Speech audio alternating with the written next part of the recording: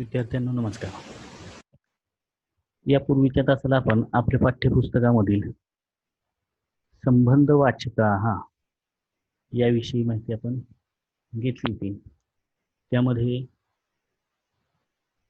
आपण हा जो पहिला भाग आहे संबंध वाचका म्हणजे 8.1 प्रकरणामध्ये षष्ठी विभक्तीचा वापर. षष्ठी विभक्तीचा वापर कसा केला जातो, शब्दांची रूपं कशी वापरली जातात वाक्यांमध्ये, याविषयी आपण माहिती बघितलेली होती. हे बघत असताना 8.1.1 हा भाग आपण बघितला होता. 8.1.2 यामधील भाग आपण जाता जाता पाहणार आहोत. पण तत्पूर्वी याच्यापूर्वी आपणास जो गृहपाठ सांगितलेला होता तो गृहपाठ म्हणजे आपण षष्ठी विभक्तीचा वापर केलेली मराठीतील वाक्य 10 आणि त्या अनुषंगानं या पृष्ठावरील जी षष्टीमधील वाक्य आहेत ती 10 आपण लिहायचीत. वेगवेगळी वाक्य आपण लिहायची होती असं सांगितलं होतं. काही विद्यार्थ्यांनी केलं असेल, काही विद्यार्थ्यांनी जर केलं नसेल तर ते यथावकाश पूर्ण करा. आज तुमच्या वर्गाची जी यादी आहे 8 क ड इ या वर्गांच्या याद्या घेतल्यानंतर या याद्यांमधील काही विद्यार्थ्यांची नावं सांगितली जाणार आहेत आणि ही नावं सांगितल्यानंतर त्या विद्यार्थ्यांनी माझ्या पर्सनल नंबरवर तुम्ही केलेला जो गृहपाठ आहे तो गृहपाठ पाठवायचा आहे. त्यामुळे सर्वांनी एक दक्षता घ्यायची की कोणत्याही विद्यार्थीचं नाव सांगितलं जाईल त्या विद्यार्थिनीनं किंवा विद्यार्थ्यानं तो गृहपाठ पूर्ण करून त्याच क्रमांकाच्या विद्यार्थ्यांनी माझ्याकडं केलेला गृहपाठ जो आहे तो पाठवायचा आहे. आज तुम्हाला ही नावं काही सांगितली जाणार नाहीत, परंतु पुढच्या तासाला ही मात्र नावं सांगितली जातील. तोपर्यंत हा जो गृहपाठ आहे तो पूर्ण करायचा आहे. आता संबंध वाचकावर एक गृहपाठ असेल आणि यानंतर आज दुसरं जे युनिट होणार आहे त्या युनिटवर सुद्धा तुम्हाला गृहपाठ सांगितला जाईल. तत्पूर्वी नेहमीप्रमाणेची सूचना, आपण ज्यावेळेला हा व्हिडिओ पाहतो त्यावेळेला आपल्या समोर पुस्तक आणि वही, पेन इत्यादी साहित्य असणं गरजेचं आहे. कारण की ज्या वेळेला हे सांगितलं जातं त्यावेळेला इतर माहिती सांगितलेली तुम्ही आपल्या वहीमध्ये टिपून ठेवायची. म्हणजे जसं की याच्यापूर्वी जे प्रत्येक विभक्त्यांचे कारकार्थ सांगितले प्रथमा ते सप्तमीपर्यंतचे, ते कारकार्थ मराठीतील जे प्रत्यय आहे ते मराठीत प्रत्यय तुम्हाला लिहायला सांगितले ते देखील आपण लिहून पाठवायचे आहेत. त्यामुळे वेळोवेळी सांगितलेले जे गृहपाठ आहेत ते मात्र तुम्ही पूर्ण करणं गरजेचं आहे. जर हा भाग राहत गेला तर हा भाग जो आहे तो आपल्याला 10वी पर्यंतचा आहे. तेव्हा 8वीचं पुस्तक आपल्याला 10वी पर्यंत अत्यंत महत्त्वाचं आहे. एवढ्या सूचना आज पुरेशा आहेत. आपण गेल्या तासाला 8.1.1 हा भाग बघितला होता. 8.1.2 हा भाग बघूया आपण. इथं सुद्धा वरच्या 8.1.1 यामध्ये जसं पहिल्या रकान्यामध्ये वडील आणि दुसऱ्या रकान्यामध्ये त्यांची मुलं यांचा नामांशी संबंध असलेली वाक्य आपण पाहिली होती. आता यामध्ये काव्य आणि त्या काव्यांचे कवी यांची जोडे दिलेले आहेत. म्हणजे रामायणाचे कवी, महाभारताचे कवी, रघुवंशाचा कवी, गीत गोविंदाचे कवी.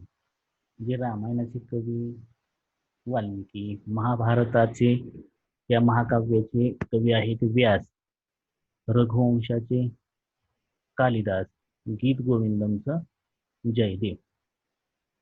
आज जरी तो व्हिडिओ तयार होतोय तरी हा व्हिडिओ तुम्हाला उद्या भेटणार आहे.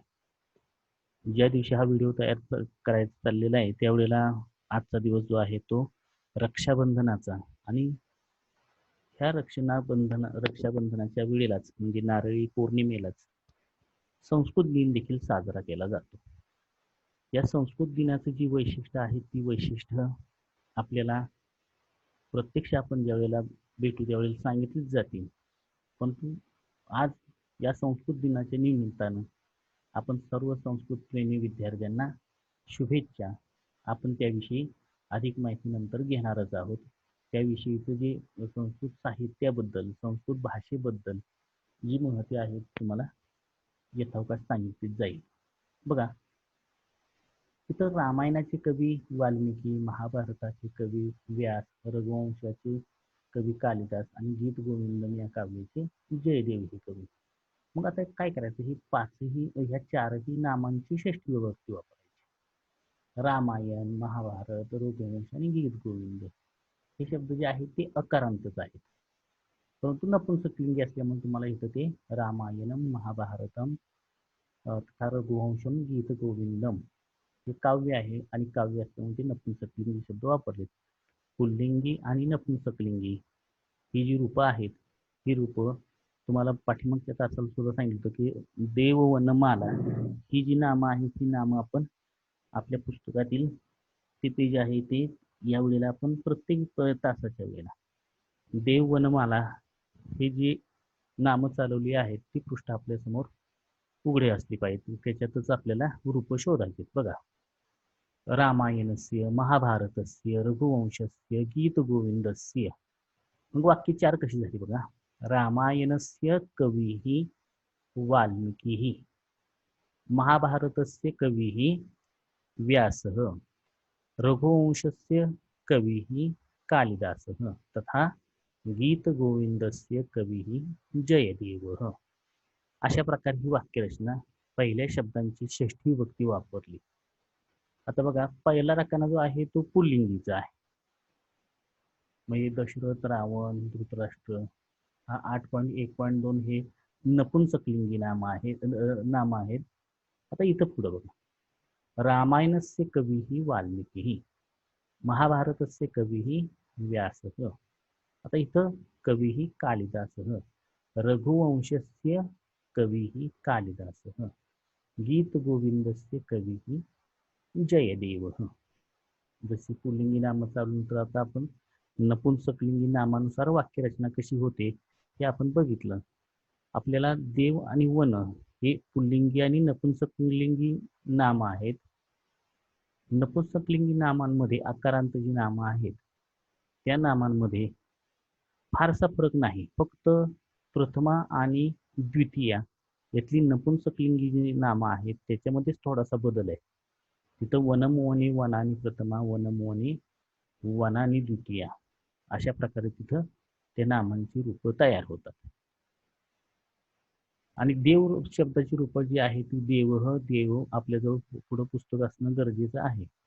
त्यामध्ये देव शब्द जर तुम्ही बघितला तर देव शब्दाची रूपं आहे ती देवः, देवौ, देवा हा प्रथमा अशा आहेत, वगैरे. आणि वनची रूपं जी आहेत ती कशी आहेत, वनम वने वनानी प्रथमा. तर ही जी रूपं आहेत ही रूपं तुम्ही एकदा वहीमध्ये लिहून ठेवणं गरजेचं आहे. आता आपल्याला इथं आपण देव शब्दाची रूपं पाहतोय, परंतु ती तुम्हाला सांगितल्याप्रमाणे तीनही रूपं जी आहेत ती तीनही रूपं आपण पाठ करायची आहेत आणि ती लिहून ठेवायची आहेत.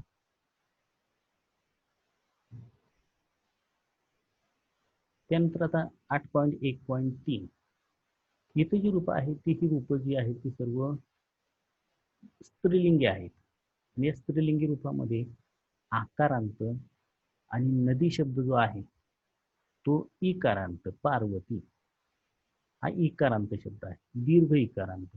आपल्याला इयत्ता 8वीमध्ये 7 नामं आपल्याला पाठ करायची आणि ती 7ही नामं आपण आठवड्यातून 4 वेळा तरी मोठ्यानं कंठस्थीकरण करायचं आहे. म्हणजे त्यामध्ये 7 नामं कोणकोणती, देव, वन, माला, कवी, वारी, मती आणि नदी. ही जी 7 नामं आहेत ही 7 नामं आपण पाठ करायची आहेत. यामध्ये आता आपण जी पाहणार आहोत ती जी नामं आहेत ती कोणती आहेत, तर स्त्रीलिंगी आहेत, आकारांत आणि इकारांत. यामध्ये माला शब्दाप्रमाणे चालणारी ही जी पहिली 3 नामं आहेत कोणकोणती, सीता, उर्मिला आणि रमा. आपण पृष्ठ क्रमांक 54, 53, 54 यामध्ये 3 नामं आहेत.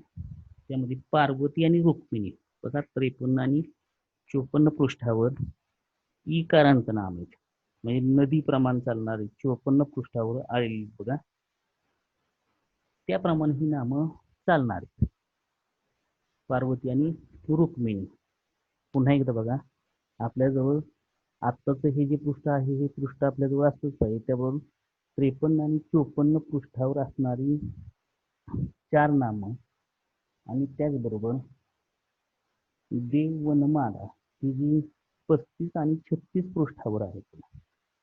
म्हणजे तुम्हाला हा अभ्यास करत असताना पृष्ठ क्रमांक 35, 36 आणि 53, 54 हे जे आहेत हे आपल्याजवळ असणं गरजेचं आहे. तरच आपल्याला ही रूपं लिहिता येतील. बघा, पृष्ठ क्रमांक 36 वर बघा, 36 वर माला शब्द आहे. माला शब्द जर बघितला तर माला शब्दाचं षष्ठी विभक्तीचं एकवचन बघा, मालायाहा. बघा, मालायाहा आपल्याला षष्ठी विभक्ती वापरायची. बघा, रामस्य कस्य पत्नी सीता. सीता ही कोणाची पत्नी आहे? तर रामस्य पत्नी सीता. आता हेच वाक्य असेल तर हे वाक्य कसं करायला लागेल बघा. इथं बघा, रामस्य पत्नी सीता, कस्याः पतिः रामः. मग इथं सीतायाः पतिः रामः. सीता आकारांत शब्द असल्यामुळं त्याचं ते सीतायाः. पृष्ठ क्रमांक 36 वर आवर्जून बघा, आकारांत शब्द जो आहे तो शब्द चालवलाय बघा. आपल्याला अन्य वाक्य बनवायचे असतील तर यांचा वापर करायचा. माला शब्दाप्रमाणे चालणारी जी रूपं आहेत ती रूपं देखील लक्षात ठेवायची. म्हणजे समजा कांता असेल, विद्या असेल, कथा असेल, कला असेल, हे जे शब्द आहेत ते आकारांत स्त्रीलिंगी आहेत. आता दुसरं वाक्य बघा, उर्मिला. हा सुद्धा मालाप्रमाणे शब्द चालणारा आहे. उर्मिला या शब्दाचं षष्ठी विभक्तीचं एकवचन काय येणार आहे? उर्मिलायाहा. जसं सीतायाहा झालं की तसं उर्मिलाचं काय होणार आहे? षष्ठी विभक्तीचं एकवचन उर्मिलायाहा. मग उर्मिलायाहा पतिः लक्ष्मणः. रमाचं काय होईल? रमायाहा पतिः माधवः. रमायाः पतिः माधवः.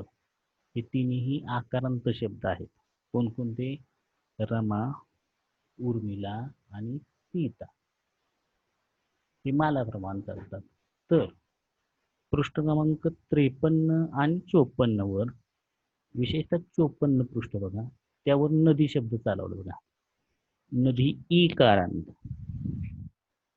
या इकारांत मध्ये नदी हा शब्द जर बघितला तर नदी या शब्दाचं षष्टीचं एकवचन काय येतं? नद्याहा. मग इथं पार्वतीचं काय होणार आहे? पार्वत्याहा. बघा, पार्वतीचं काय होणार आहे? पार्वत्याहा. तर मग रुक्मिणीचं काय होईल? रुक्मिण्याहा. रुक्मिणीचं काय होणार आहे? रुक्मिण्याहा. आता ही पाचही रूप पुन्हा एकदा बघा, पाचही रूपांचं आपल्याला षष्ठी विभक्तीचे एकवचन करता यावं. त्याचा आपण आधार कुठल्या पृष्ठांचा घेणार आहे? तर पृष्ठ क्रमांक 35, 36 आणि 53, 54 या पृष्ठावर आपण कागद वगैरे घालून ठेवायचा आहे आणि षष्ठी विभक्तीला आपण अधोरेखित करून ठेवायचं. तिथं पेन्सिलने टिक मार्क करायचे. माला शब्दाप्रमाणे सीता, उर्मिला आणि रमा चालणार. मालाचं षष्ठी विभक्तीचं एकवचन मालाया हा. इथं तर इथं तिन्ही शब्दांची रूपं काय येणार आहेत बघा बरं. सीतायाः, उर्मिलायाः, रमायाः. पतिः रामः. सीतायाः पतिः रामः, उर्मिलायाः पतिः लक्ष्मणः, रमायाः पतिः माधवः, पार्वत्याः पतिः शिवः, रुक्मिण्याः पतिः विठ्ठलः. आता पहिल्या रकान्याप्रमाणे आपण उलट क्रमाने जाऊया. रामस्य पत्नी सीता, लक्ष्मणस्य पत्नी उर्मिला, शिवस्य पत्नी पार्वती, माधवस्य पत्नी रमा, शिवस्य पत्नी पार्वती, विठ्ठलस्य पत्नी रुक्मिणी, अशी त्याची रूप होतात. कारण की तिथं आपल्याला ही प्रथमित वापरावं लागतील. आता ही रिकाम्या जागा भरा. आत्ताच आपण बघितलेलं आहे, पतीही लक्ष्मणः, उर्मिलायाः पतीही लक्ष्मणः. इथं काय वापरलं पाहिजे? लक्ष्मणस्य पत्नी उर्मिला. इथं रमायाः पतीः माधवः, माधवस्य पत्नी रमा. कसं आलं बघा? माधवस्य षष्ठी विभक्ती वापरायची. माधवची पत्नी कोण? तर रमा. पार्वत्याः पतीः शिवः, पार्वतीचा पती शिव. तर मग शिवस्य पत्नी पार्वती. चौथं वाक्य बघा, रुक्मिण्याः पतीः विठ्ठलः, रुक्मिण्याः पतीः विठ्ठलः. इथं वाक्य ती काय होईल? विठ्ठलस्य पत्नी रुक्मिणी. त्यानंतर 8.1.4 यामध्ये इथं तो मुलगा दाखवलाय आणि इथं मुलगी आहे आणि त्यांना बाण दाखवलेत बघा, त्याकडे लक्ष द्या. त्याचबरोबर ही वाक्य जी आहेत, या वाक्यांमधील आपले कोणते शब्द झालेत? एषा हा शब्द झालेला आहे. एषा म्हणजे ही, एषः म्हणजे हा, एतस्य म्हणजे ह्याचे, एतस्या म्हणजे हिचा, हिची, हिचे, असा त्याचा अर्थ आहे. पुन्हा एकदा अर्थ बघा. एषा म्हणजे ही, एषा म्हणजे देखील ही, एषः म्हणजे हा, एतस्य म्हणजे हे नपुंसकलिंगी रूप आहे, एतत् सर्वनामाचं, ह्याचा, एषा म्हणजे ही, आणि एतस्याहा म्हणजे हिचा. आता बघा इथं षष्टी कशा वापरली बघा. पहिली 3 वाक्य बघा. एषा मम पाठशाला, हा जो मुलगा आहे किंवा ही जी मुलगी आहे ती काय म्हणते? एषा मम पाठशाला, ही पाठशाला माझी आहे. बघा, ही मम पाठशाला, ही माझी शाळा आहे. एषा तव पाठशाला म्हणजे हा मुलगा त्या मुलीला म्हणतोय की ही तुझी शाळा आहे. त्यानंतर हा मुलगा स्वतःच्या पाठीवर असणारे जे दप्तर आहे, ते दप्तर आहे, त्या दप्तराच्या बाबतीत काय म्हणतो? एषः मम स्यूतः, स्यूतः शब्द पुल्लिंगी म्हणून इथं पुल्लिंगी वापरलं. इथं पाठशाला स्त्रीलिंगी म्हणून इथं स्त्रीलिंगी वापरलं. एषः मम स्यूतः, हा मुलगा पिशवीबद्दल सांगतोय, दप्तराबद्दल. हे माझे दप्तर आहे, शाळेची पिशवी आहे. आणि त्या पिशवीबद्दल तो सांगतोय बघा, एतस्य वर्णः नीलः, याचा रंग निळा आहे. तर ही जी मुलगी आहे, ही मुलगी काय म्हणते बघा, एषा तव कुपी, कुपी म्हणजेच ही पाण्याची जी बाटली आहे, ती बाटली म्हणजेच कुपी. आणि ते स्त्रीलिंगी असल्यामुळे हा एषा शब्द वापरला. एषा तव कुपी, हा मुलगा त्या मुलीला म्हणतोय की ही तुझ्या हातामध्ये जी बॉटल आहे, त्या बॉटलला काय म्हणतो? ही तुझी बाटली आहे.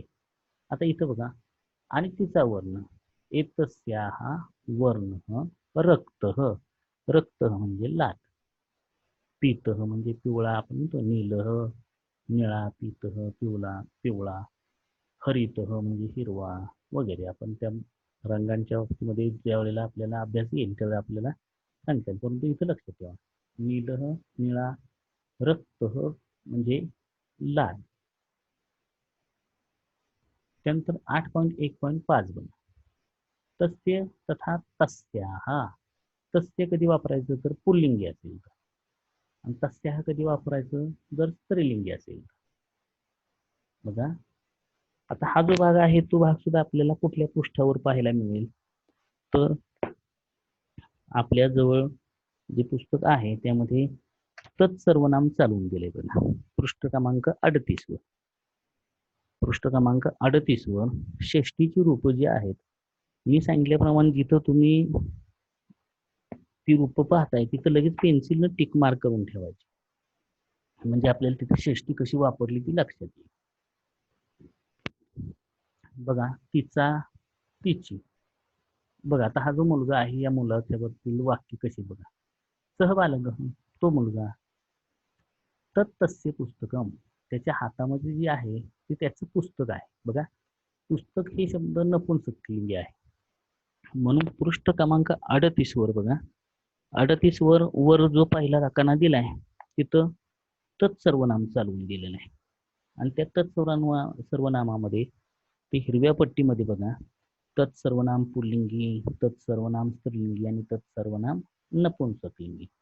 तद या सर्वनामाचा अर्थ पुल्लिंगी तो, स्त्रीलिंगी ती आणि नपुंसकलिंगी ते. तो, ती, ते असा तत्सर्वनामाचा अर्थ होतो.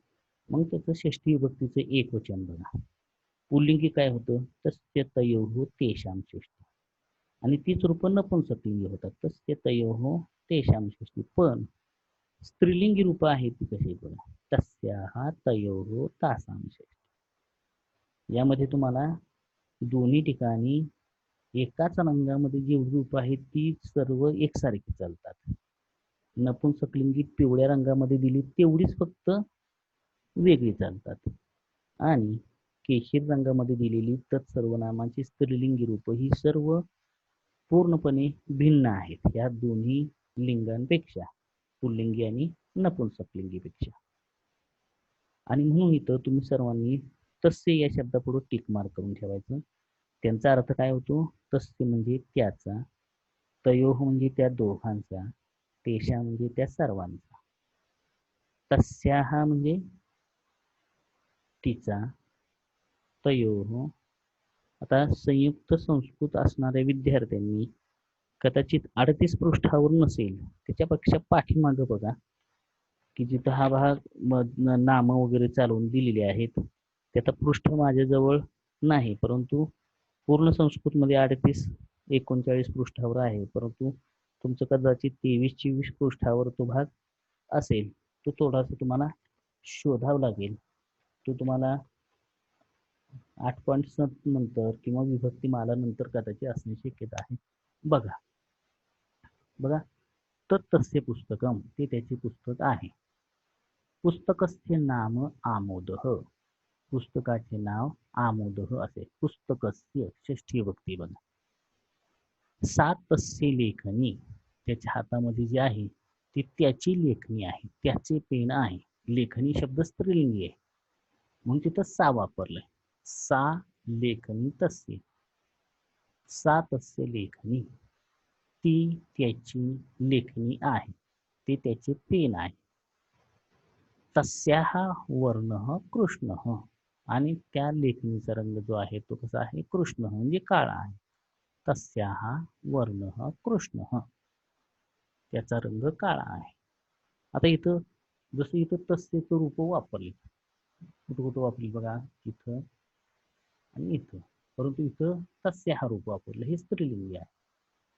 आता इथं बघा, सा महिला ती महिला, तस्याः शाटिका पीता, पीत म्हणजे पिवळा, शाटिका म्हणजे साडी, तिची साडी पिवळी आहे.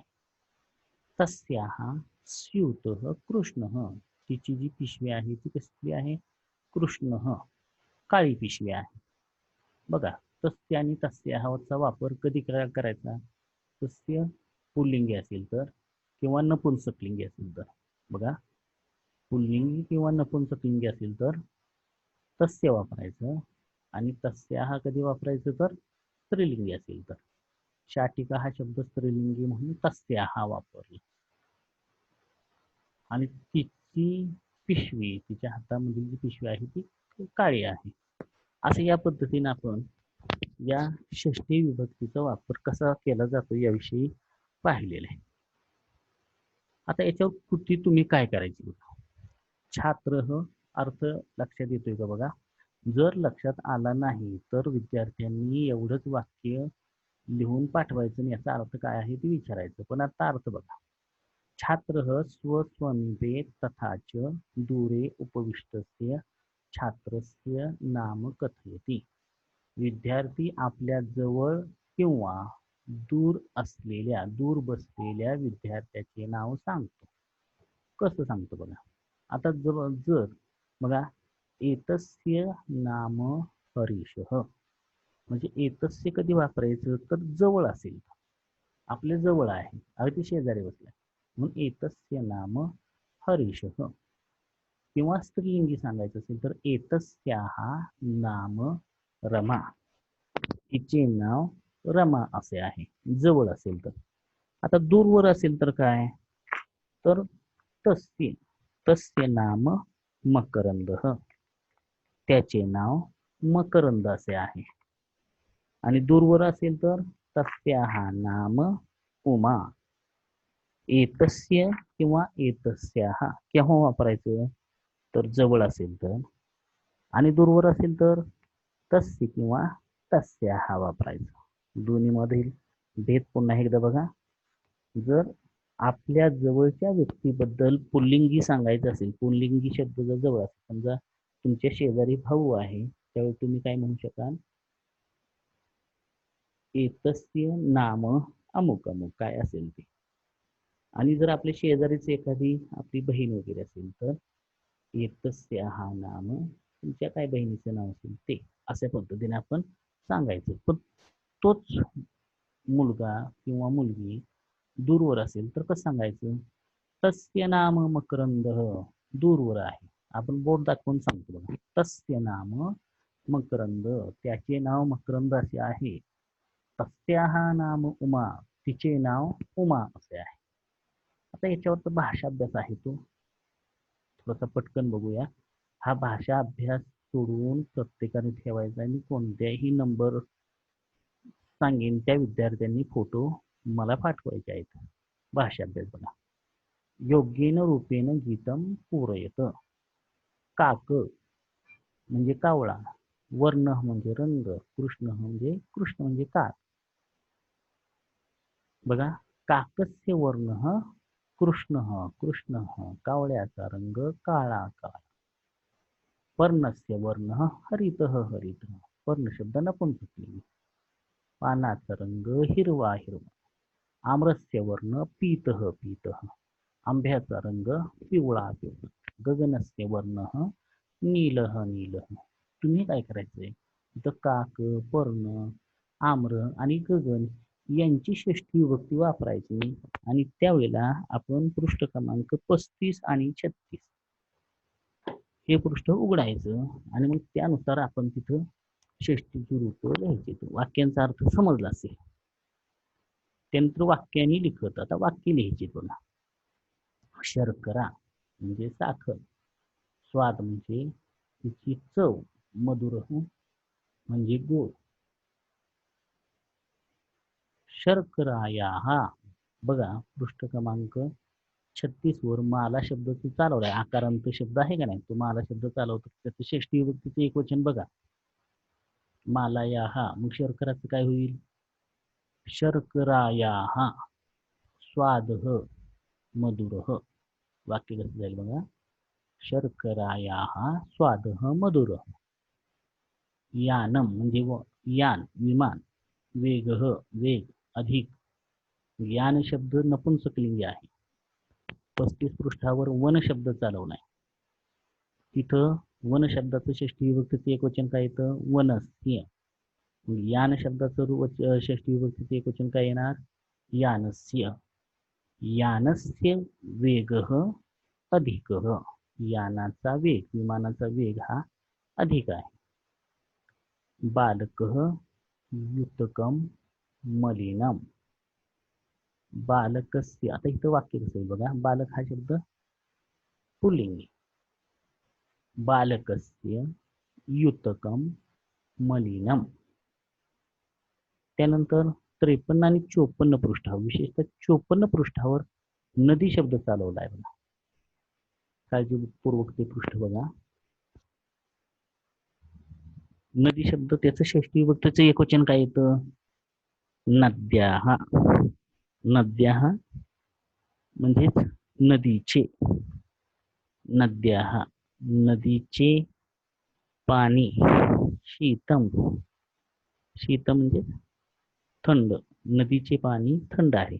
नदी शब्दाचं रूप काय येणार तिथं, नद्याः जलम शीतम, नदीचे पाणी थंडगार आहे. आता इथं मेलनम करू. एषः जवळ असेल तर आपण एषः वापरू. तद सर्वनाम जे आहे ते तत्सर्वनाम मग सांगितल्याप्रमाणे आपल्या पाठ्यपुस्तकामध्ये पृष्ठ क्रमांक 36 38 वर बघा. 38 वर तत्सर्वनाम. त्यानंतर अहम. अहम हे 37 पृष्ठावर आहे. अहम म्हणजे मी, आम्ही. तो म्हणजे तू, तुम्ही. तिथंच पृष्ठ क्रमांक 37 वर आहे. त्यानंतर त्वम, ते युष्मत सर्वनामाचं प्रथमेचं एकवचन आहे. त्वम, युवाम, युयम प्रथमा. पृष्ठ क्रमांक 37. एषा म्हणजे ही. बघा, एषः म्हणजे हा, तद म्हणजे ते, अहम म्हणजे मी, तो म्हणजे तू, एषा म्हणजे ही. मम म्हणजे माझे. बघा, षष्टी विभक्तीचं एकवचन. मम माझे, एतस्य ह्याचे, तस्य त्याचे, एतस्याः ह्याचे, तव म्हणजे तुझे. आता या आधारे तुम्ही इथं त्यांचा मेळ बसवायचा. कसा? एषः, मग काय येईल ते बघा. तद म्हणजे इथं काय येईल बघा. तद नपुंसकलिंग आहे. अहम, मम, त्वम, तव, एषा, एतस्याः, तद, तस्याः. म्हणजे ही रूपांचा परिचय आपण द्यायचा आहे. येत सर्वनामाचं रूप जर एषः असेल, एषः एतस्य, तद तस्य, अहम, मम, त्वम, तव, एषा, एतस्या. देव शब्द रूपाने लिखत यथा देव देवस्य. आता हे तुम्हाला 20ही नामांची रूपं लिहायची आहेत आणि 20ही नामांची रूपं लिहित असताना तुम्हाला सांगितल्याप्रमाणे पृष्ठ क्रमांक 36, 37, 38, 53, 54 हे सांगत असताना तुम्हाला पूर्ण संस्कृतच्या पाठ्यपुस्तकातील सांगत आहे. बघा, पूर्ण संस्कृतच्या पाठ्यपुस्तकातील. संयुक्तच्या पाठ्यपुस्तकामधील क्रमांक कदाचित वेगळे असतील, परंतु आपण लक्षात ठेवायचे की तिथं नामांची रूपं दिलेली आहेत. बघा, त्यांच्या आधारे यांची रूपं बनवायची. आता 20ही नामांची रूपं तुम्हाला षष्टीची एकवचनाची तुम्हाला सांगतो. सूर्य, सूर्यस्य. तुम्ही मी सांगत असताना म्हटलं तरी चालेल. त्या शब्दांच्याकडे बघून म्हणायचे. आपल्या ह्या आमुद्या पुस्तकामधील 23 जे पृष्ठ आहे ते 23 या पृष्ठावरती तुम्ही बघायचे. सूर्य, सूर्यस्य, स्यूतः, स्यूतस्य, गणेशः, गणेशस्य, पादपः, पादपस्य, वृक्ष. पादप या शब्दाचा अर्थ वृक्ष. माला हा 36 पृष्ठावरचा आकारांचा शब्द. मालायाः, बालिकायाः, मापिकायाः, शाटिकायाः. नदी पृष्ठ क्रमांक 36 वर. नद्याः, द्रोण्याः, वेल्लन्याः, कर्तव्याः. जलम, जलस्य, गृहस्य, वनस्य, शरीरस्य. अहम, मम हे जे आहे ते तुम्हाला सांगितल्याप्रमाणे पृष्ठ क्रमांक 37, 38 सर्वांनी बघा. पृष्ठ क्रमांक 37 बघा. अहम, अहमचं षष्ठी विभक्तीचं एकवचन काय येतं? मम. एषा, एतस्याः, त्वम, तव आणि तद, तस्य. पृष्ठ क्रमांक 38 वर बघा. तिथं येत सर्व आम देखील चालवलेलं आहे. आता आपल्याला यावरून आता तयारी तुमची झालेली आहे की आपल्याला षष्ठी विभक्तीची रूपं आपल्याला वापरता येतील तिन्ही लिंगांमधली. अकारांत, आकारांत, इकारांत. मग आता इथं चित्र बघून आपल्याला वाक्य तयार करता येतात का बघूया. तुमचा आणखीन एक गृहपाठ, आतापर्यंत 4 गृहपाठ तुम्हाला सांगितले. आणखीन एक गृहपाठ बघा, की तुम्ही हे चित्र काढायचे. जसं येईल तसं काढा. आणि जसं नावं लिहिली तसं लिहायचं तुम्ही. आता काय आहे हे शब्दांचे अर्थ आपण बघूया. पूर्वतः म्हणजे पुढे. ही आपली आहे शाळा. आणि या शाळेच्या पुढं हा जो ध्वजस्तंभ आहे, की आपण दररोज पाहतो. आणि 15 ऑगस्ट, 26 जानेवारी, 1 मे ला आपण ध्वजारोहण करतो. मग त्याच्याविषयी आता माहिती आता आपल्याला देता येते का बघूया. म्हणजे ही या शाळा, ह्या शाळेच्या पुढे हा ध्वजस्तंभ आहे. तर मग ही शाळा जी आहे ती केंद्रस्थानी मान. मग त्या शाळेच्या उजव्या बाजूला, डाव्या बाजूला, पुढे, पाठीमागे, खाली, वर हे शब्द कसे वापरता येतात बघूया. आणि तुम्ही देखील वाक्यरचना करायची. आता बघा, पाठशाला हा शब्द मुख्य घ्यायचा. आणि याचं षष्ठी विभक्तीचं एक वचन कुठलं येतं, तर जसं मालायाहा तसं पाठशालायाहा. आता बघा, पाठशालायाहा पुरतः. आता हे शब्दांचे अर्थ सर्व सांगतोय बघा. ध्वजस्तंभ अस्ति, पुरतः म्हणजे पुढे. पाठशालायाः पुरतः ध्वजस्तंभ अस्ति. आता पुढं सांगितल्यानंतर पाठीमागे. पाठशालायाः पृष्ठतः पर्वतः अस्ति. आता अस्ति म्हणा किंवा वर्तते म्हणा, तुम्ही दोन्हीपैकी कोणताही शब्द वापरा. कारण की दोन्ही ऊर्त वर्त धातूचा अर्थ देखील असणे आणि अस धातूचा देखील अर्थ असणे. आता वाक्य करता येतात तर बघूया. तुम्ही ही चित्र काढायची, वाक्य ही जी आहेत, एकूण तुमची जी वाक्य आहेत ती 3 आणि 3 6 वाक्य होतील बघा. पहिलं वाक्य, पाठशालायाः पुरतः ध्वजस्तंभः अस्ति. पाठशालायाः पृष्ठतः पर्वतः अस्ति. पाठशालायाः उपरि, उपरि म्हणजे वर. पाठशालायाः उपरि मेघाः. आता इथं बहुवचन आहे बघा, 3 पेक्षा जास्त आहे, 3 1 किंवा त्यापेक्षा जास्त, म्हणून मेघाः बहुवचन द्यायचं. आता इथं वर्तन्ते म्हणा किंवा संती म्हणा, बहुवचन वापरायला लागेल ना बघा, कारण की कर्ता बहुवचनामध्ये म्हणून क्रियापद बहुवचनामध्ये. शाळेच्या वर ढग आहेत, ढग आहे असं नाही, आहे तर म्हणून संती म्हणायला लागेल. पुन्हा एकदा वाक्य बघा, पाठशालायाः उपरि म्हणजे वर, मेघाः संती. पाठशालायाः वामतः. आता वामतः म्हणजे काय, तर डावा. वाम म्हणजे डावा आणि दक्षिण म्हणजे उजवा. पाठशालायाः वामतः वृक्षः वर्तते. शाळेच्या डाव्या बाजूला वृक्ष आहे. पुन्हा एकदा संस्कृत वाक्य बघा, पाठशालायाः वामतः वृक्षः अस्ति किंवा वर्तते. पाठशालायाः दक्षिणतः उद्यानं वर्तते.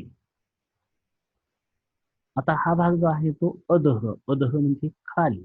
आता खाली म्हणता येणार नाही बघा, पाठशाळेच्या खाली क्रीडांगणम वर्तते. बघा, पाठशालायाः अधः क्रीडांगणम वर्तते.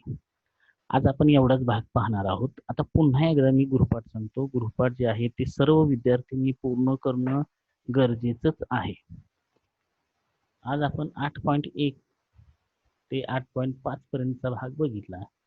ही वाक्य 8.1 ते 8.5 पर्यंतची सर्व वाक्यांमधील जितकी वाक्य होतील तेवढी आपण लिहायची. लिहित असताना पुल्लिंगी, स्त्रीलिंगी, नपुंसकलिंगी ही सर्व प्रकारची वाक्य होणं गरजेचं आहे. त्यानंतर हा सर्व भाषाभ्यास सोडवायचा.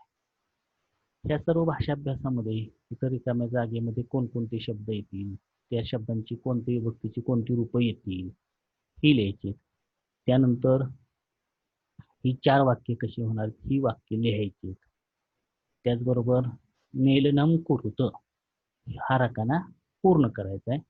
ह्या 20ही नामांची षष्ठी विभक्तीची एकवचनी रूप लिहायचं. म्हणजे जिथं उदाहरण सांगितलं बघा, देव देवस्य, देव शब्दाचं जर देवस्य होत असेल तर सूर्य शब्दाचं षष्टी विभक्तीचं एकवचन काय होईल, गृहम या शब्दाचं काय येईल हे. त्यानंतर हे चित्र काढायचं.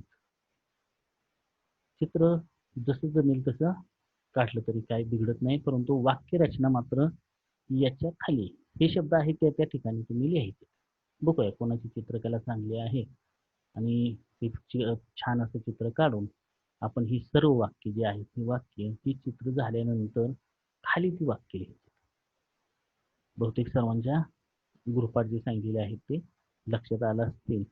पुढच्या तासाच्या वेळी मी विद्यार्थ्यांचे क्रमांक सांगेन, त्या क्रमांकानुसार आपण आपले गृहपाठ माझ्या नंबरवर सेंड करायचे, कारण की मी आता या विद्यार्थ्यांचं गुणगान करायला सुरुवात करणार.